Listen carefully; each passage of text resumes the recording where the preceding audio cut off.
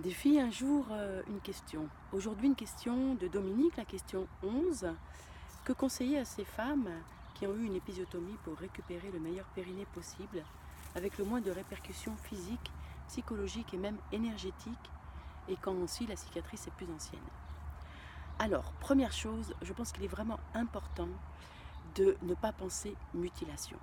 Et ne pas oublier que même s'il y a trop d'épisiotomies, certainement, liées aussi à une mauvaise position de l'accouchement, c'est quand même pour préserver nos périnées que cette épisiotomie a été conçue. Et je vous promets, pour avoir vu des périnées d'Africaines, c'est quand même une protection dans bien des cas. Même si les catastrophes périnéales sont aussi liées à des infections et à des conditions d'hygiène catastrophiques. Mais en tout cas, ne pas penser mutilation. Parce que ça cristallise le fait que ça va être perçu comme une mutilation. Deuxième chose, c'est il y a une cicatrice, et comme n'importe quelle cicatrice du corps, toutes les cicatrices devraient être massées. Parce qu'en fait, il y a deux tissus qui ont été coupés, et pour recréer du lien entre les deux tissus, pour éviter les adhérences qui vont être douloureuses et qui vont faire que la sensibilité va être amoindrie, il faut masser cette cicatrice. Donc en fait, si vous considérez que ça en visualise la vulve, eh bien entre les deux, cette cicatrice, dès qu'elle est accessible, pas trop douloureuse, et ça peut se faire aussi sur des cicatrices anciennes, eh bien la masser tout tranquillement, et puis de façon de plus en plus précise, investir les tissus, les masser tout en respirant très, très simplement.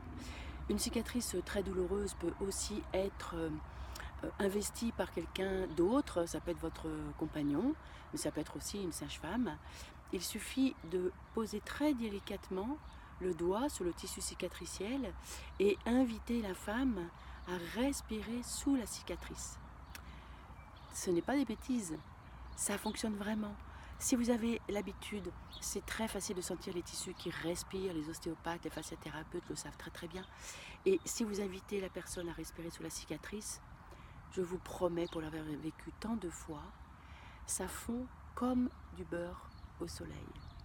Et puis, au fur et à mesure que ça fond, avancez sur la cicatrice, et elle va se libérer complètement. J'ai vraiment le souvenir d'une jeune femme qui est revenue après que je l'ai traitée comme ça, en quelques minutes, en me disant: oh là là, mon chéri, il est tellement content. Ma mère m'avait dit: tu sais, ma chérie, c'est comme ça après une naissance, c'est foutu. Bien non, c'est pas foutu.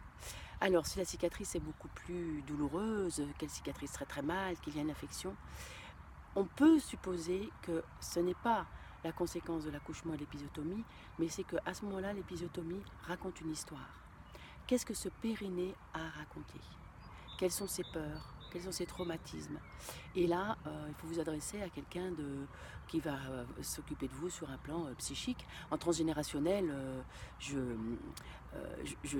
j'accompagne et vraiment les personnes trouvent dans leur histoire des raisons à ce périnée qui manifeste qu'il a été massacré.